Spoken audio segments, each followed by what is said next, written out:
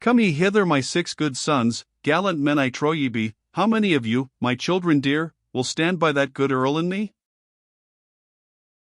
5 of them did answer make, 5 of them spoke hastily, O father, till the day we die, we'll stand by that good earl and thee. The Rising in the North. On the morning when we were to depart from Glasgow, Andrew Fairservice bounced into my apartment like a madman, jumping up and down, and singing, with more vehemence than tune. The kiln's on fire, the kiln's on fire, the kiln's on fire, she's it in a low. With some difficulty I prevailed on him to cease his confounded clamour, and explain to me what the matter was. He was pleased to inform me, as if he had been bringing the finest news imaginable, that the Hielands were clean broken out, every man of them, and that Rob Roy, and his breekless bands, wad be down upon Glasgow or 24 hours o' the clock gied round. Hold your tongue, said I, you rascal. You must be drunk or mad, and if there is any truth in your news, is it a singing matter, you scoundrel? Drunk or mad? Nae doubt, replied Andrew, dauntlessly, ain't I drunk or mad if he tells what grit folks dinna like to hear sing? Odie, the clans will make us sing on the wrang side o' our mouth, if we are sae drunk or mad as to bide their coming. I rose in great haste, and found my father and Owen also on foot, and in considerable alarm. Andrew's news proved but too true in the main. The great rebellion which agitated Britain in the year 1715 had already broken out, by the unfortunate Earl of Mar's setting up the standard of the Stuart family in an ill-omened hour, to the ruin of many honourable families, both in England and Scotland. The treachery of some of the Jacobite agents, Rashleigh among the rest, and the arrest of others, had made George I's government acquainted with the extensive ramifications of a conspiracy long prepared, and which at last exploded prematurely, and in a part of the kingdom too distant to have any vital effect upon the country, which, however, was plunged into much confusion. This great public event served to confirm and elucidate the obscure explanations I had received from MacGregor, and I could easily see why the Westland clans, who were brought against him, should have waived their private quarrel, in consideration that they were all shortly to be engaged in the same public cause. It was a more melancholy reflection to my mind, that Diana Vernon was the wife of one of those who were most active in turning the world upside down, and that she was herself exposed to all the privations and perils of her husband's hazardous trade.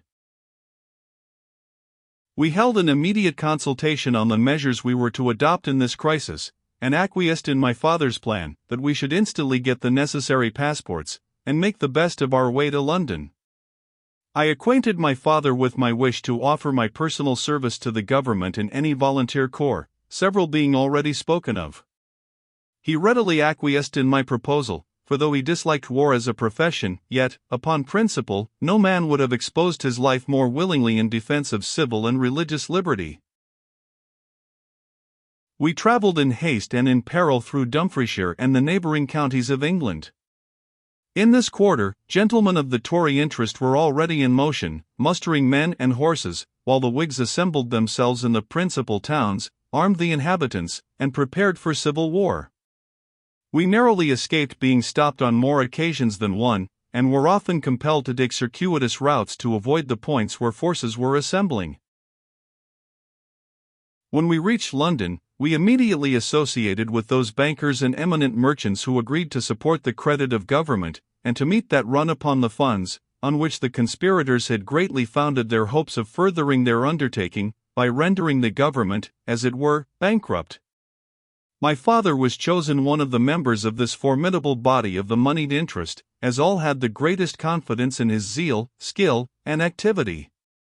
He was also the organ by which they communicated with government, and contrived, from funds belonging to his own house, or over which he had command, to find purchasers for a quantity of the national stock, which was suddenly flung into the market at a depreciated price when the rebellion broke out. I was not idle myself, but obtained a commission, and levied, at my father's expense, about 200 men, with whom I joined General Carpenter's army. The rebellion, in the meantime, had extended itself to England. The unfortunate Earl of Derwentwater had taken arms in the cause, along with General Foster. My poor uncle, Sir Hildebrand, whose estate was reduced to almost nothing by his own carelessness and the expense and debauchery of his sons and household, was easily persuaded to join that unfortunate standard. Before doing so, however, he exhibited a degree of precaution of which no one could have suspected him. He made his will. By this document he devised his estates at Osbaldistone Hall, and so forth, to his sons successively, and their male heirs, until he came to Rashleigh, whom, on account of the turn he had lately taken in politics, he detested with all his might. He cut him off with a shilling, and settled the estate on me as his next heir. I had always been rather a favourite of the old gentleman, but it is probable that, confident in the number of gigantic youths who now armed around him, he considered the destination as likely to remain a dead letter, which he inserted chiefly to show his displeasure at Rashleigh's treachery, both public and domestic. There was an article, by which he bequeathed to the niece of his late wife, Diana Vernon, now Lady Diana Vernon Beauchamp, some diamonds belonging to her late aunt, and a great silver ewer, having the arms of Vernon and Osbaldistone quarterly engraven upon it. But heaven had decreed a more speedy extinction of his numerous and healthy lineage, than, most probably, he himself had reckoned on. In the very first muster of the conspirators, at a place called Greenrig, Thorncliffe Osbaldistone quarrelled about precedence with a gentleman of the Northumbrian border, to the full as fierce and intractable as himself. In spite of all remonstrances, they gave their commander a specimen of how far their discipline might be relied upon, by fighting it out with their rapiers, and my kinsman was killed on the spot. His death was a great loss to Sir Hildebrand, for, notwithstanding his infernal temper, he had a grain or two of more sense than belonged to the rest of the brotherhood, Rashleigh always excepted. Perceval, the sot, died also in his calling. He had a wager with another gentleman, who, from his exploits in that line, had acquired the formidable epithet of Brandy Swalewell, which should drink the largest cup of strong liquor when King James was proclaimed by the insurgents at Morpeth. The exploit was something enormous. I forget the exact quantity of brandy which Percy swallowed, but it occasioned a fever, of which he expired at the end of 3 days, with the word, water, water, perpetually on his tongue. Dickon broke his neck near Warrington Bridge, in an attempt to show off a foundered bloodmare which he wished to palm upon a Manchester merchant who had joined the insurgents. He pushed the animal at a 5-barred gate, she fell in the leap, and the unfortunate jockey lost his life. Wilfred the Fool, as sometimes befalls, had the best fortune of the family. He was slain at Proud Preston, in Lancashire, on the day that General Carpenter attacked the barricades, fighting with great bravery, though I have heard he was never able exactly to comprehend the cause of quarrel, and did not uniformly remember on which king's side he was engaged. John also behaved very boldly in the same engagement, and received several wounds, of which he was not happy enough to die on the spot. Old Sir Hildebrand, entirely broken-hearted by these successive losses, became, by the next day's surrender, one of the unhappy prisoners, and was lodged in Newgate with his wounded son John. I was now released from my military duty, and lost no time, therefore, in endeavouring to relieve the distresses of these new relations. My father's interest with government, and the general compassion excited by a parent who had sustained the successive loss of so many sons within so short a time, would have prevented my uncle and cousin from being brought to trial for high treason. But their doom was given forth from a greater tribunal. John died of his wounds in Newgate, recommending to me in his last breath a cast of hawks which he had at the Hall, and a black spaniel bitch called Lucy. My poor uncle seemed beaten down to the very earth by his family calamities, and the circumstances in which he unexpectedly found himself. He said little, but seemed grateful for such attentions as circumstances permitted me to show him. I did not witness his meeting with my father for the first time for so many years, and under circumstances so melancholy, but, judging from my father's extreme depression of spirits, it must have been melancholy in the last degree. Sir Hildebrand spoke with great bitterness against Rashleigh, now his only surviving child, laid upon him the ruin of his house, and the deaths of all his brethren, and declared that neither he nor they would have plunged into political intrigue, but for that very member of his family, who had been the first to desert them. He once or twice mentioned Diana, always with great affection, and once he said, while I sate by his bedside, Nevoy, since Thorncliffe and all of them are dead, I am sorry you cannot have her. The expression affected me much at the time, for it was a usual custom of the poor old baronets, when joyously setting forth upon the morning's chase, to distinguish Thorncliffe, who was a favourite, while he summoned the rest more generally, and the loud jolly tone in which he used to hollow, call Thorny, call all of them, contrasted sadly with the woebegone and self-abandoning note in which he uttered the disconsolate words which I have above quoted. He mentioned the contents of his will, and supplied me with an authenticated copy, the original he had deposited with my old acquaintance Mr. Justice Inglewood, who, dreaded by no one, and confided in by all as a kind of neutral person, had become, for aught I know, the depositary of half the wills of the fighting men of both factions in the county of Northumberland.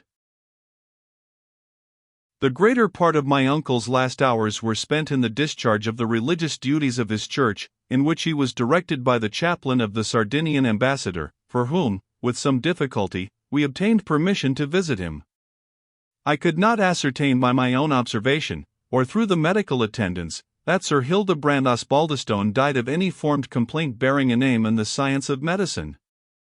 He seemed to me completely worn out and broken down by fatigue of body and distress of mind, and rather ceased to exist, than died of any positive struggle, just as a vessel, buffeted and tossed by a succession of tempestuous gales, her timbers overstrained, and her joints loosened, will sometimes spring a leak and founder, when there are no apparent causes for her destruction. It was a remarkable circumstance that my father, after the last duties were performed to his brother, appeared suddenly to imbibe a strong anxiety that I should act upon the will, and represent his father's house, which had hitherto seemed to be the thing in the world which had least charms for him. But formerly, he had been like the fox in the fable, contemning what was beyond his reach, and, moreover, I doubt not that the excessive dislike which he entertained against Rashleigh, now Sir Rashleigh Osbaldistone, who loudly threatened to attack his father Sir Hildebrand's will and settlement, corroborated my father's desire to maintain it. He had been most unjustly disinherited, he said, by his own father. His brother's will had repaired the disgrace, if not the injury, by leaving the wreck of his property to Frank, the natural heir, and he was determined the bequest should take effect. In the meantime, Rashleigh was not altogether a contemptible personage as an opponent. The information he had given to government was critically well timed, and his extreme plausibility, with the extent of his intelligence, and the artful manner in which he contrived to assume both merit and influence, had, to a certain extent, procured him patrons among ministers. We were already in the full tide of litigation with him on the subject of his pillaging the firm of Osbaldistone and Tresham, and, judging from the progress we made in that comparatively simple lawsuit, there was a chance that this second course of litigation might be drawn out beyond the period of all our natural lives. To avert these delays as much as possible, my father, by the advice of his counsel learned in the law, paid off and vested in my person the rights to certain large mortgages affecting Osbaldistone Hall.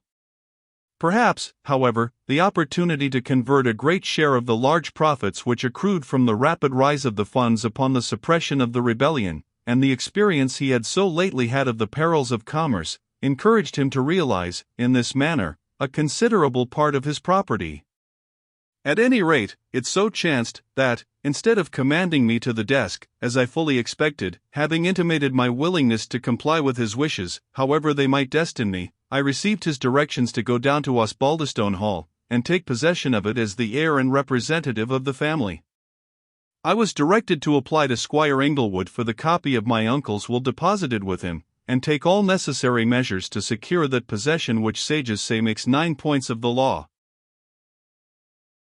At another time I should have been delighted with this change of destination. But now Osbaldistone Hall was accompanied with many painful recollections. Still, however, I thought that in that neighborhood only I was likely to acquire some information respecting the fate of Diana Vernon. I had every reason to fear it must be far different from what I could have wished it. But I could obtain no precise information on the subject. It was in vain that I endeavored, by such acts of kindness as their situation admitted, to conciliate the confidence of some distant relations who were among the prisoners in Newgate. A pride which I could not condemn, and a natural suspicion of the Whig Frank Osbaldistone, cousin to the double-distilled traitor Rashleigh, closed every heart and tongue, and I only received thanks, cold and extorted, in exchange for such benefits as I had power to offer. The arm of the law was also gradually abridging the numbers of those whom I endeavored to serve, and the hearts of the survivors became gradually more contracted towards all whom they conceived to be concerned with the existing government. As they were led gradually, and by detachments, to execution, those who survived lost interest in mankind, and the desire of communicating with them. I shall long remember what one of them, Ned Shafton by name, replied to my anxious inquiry, whether there was any indulgence I could procure him. "Mr. Frank Osbaldistone, I must suppose you mean me kindly, and therefore I thank you. But, by G, men cannot be fattened like poultry, when they see their neighbors carried off day by day to the place of execution, and know that their own necks are to be twisted round in their turn. Upon the whole, therefore, I was glad to escape from London, from Newgate, and from the scenes which both exhibited, to breathe the free air of Northumberland. Andrew Fairservice had continued in my service more from my father's pleasure than my own. At present there seemed a prospect that his local acquaintance with Osbaldistone Hall and its vicinity might be useful, and, of course, he accompanied me on my journey, and I enjoyed the prospect of getting rid of him, by establishing him in his old quarters. I cannot conceive how he could prevail upon my father to interest himself in him, unless it were by the art, which he possessed in no inconsiderable degree, of affecting an extreme attachment to his master, which theoretical attachment he made compatible in practice with playing all manner of tricks without scruple, providing only against his master being cheated by anyone but himself. We performed our journey to the north without any remarkable adventure, and we found the country, so lately agitated by rebellion, now peaceful and in good order. The nearer we approached to Osbaldistone Hall, the more did my heart sink at the thought of entering that deserted mansion, so that, in order to postpone the evil day, I resolved first to make my visit at Mr. Justice Inglewood's. That venerable person had been much disturbed with thoughts of what he had been, and what he now was, and natural recollections of the past had interfered considerably with the active duty which in his present situation might have been expected from him. He was fortunate, however, in one respect. He had got rid of his clerk Jobson, who had finally left him in dudgeon at his inactivity, and become legal assistant to a certain Squire Standish, who had lately commenced operations in those parts as a justice, with a zeal for King George and the Protestant succession, which, very different from the feelings of his old patron, Mr. Jobson had more occasion to restrain within the bounds of the law, than to stimulate to exertion. Old Justice Inglewood received me with great courtesy, and readily exhibited my uncle's will, which seemed to be without a flaw. He was for some time in obvious distress, how he should speak and act in my presence, but when he found, that though a supporter of the present government upon principle, I was disposed to think with pity on those who had opposed it on a mistaken feeling of loyalty and duty, his discourse became a very diverting medley of what he had done, and what he had left undone, the pains he had taken to prevent some squires from joining, and to wink at the escape of others, who had been so unlucky as to engage in the affair. We were tete-a-tete, and several bumpers had been quaffed by the justice's special desire, when, on a sudden, he requested me to fill a bona fide brimmer to the health of poor dear Di Vernon, the rose of the wilderness, the heath bell of Cheviot, and the blossom that's transplanted to an infernal convent. "Is not Miss Vernon married, then?" I exclaimed, in great astonishment. "I thought His Excellency—" "Pooh! Pooh! His Excellency and his lordship's all a humbug now, you know, mere Street Germain's titles Earl of Beauchamp, and Ambassador Plenipotentiary from France, when the Duke Regent of Orleans scarce knew that he lived, I dare say. But you must have seen old Sir Frederick Vernon at the Hall, when he played the part of Father Vaughan?" "Good heavens! Then Vaughan was Miss Vernon's father?" "To be sure he was," said the justice coolly. "There's no use in keeping the secret now, for he must be out of the country by this time, otherwise, no doubt, it would be my duty to apprehend him. To come off with your bumper to my dear lost Di."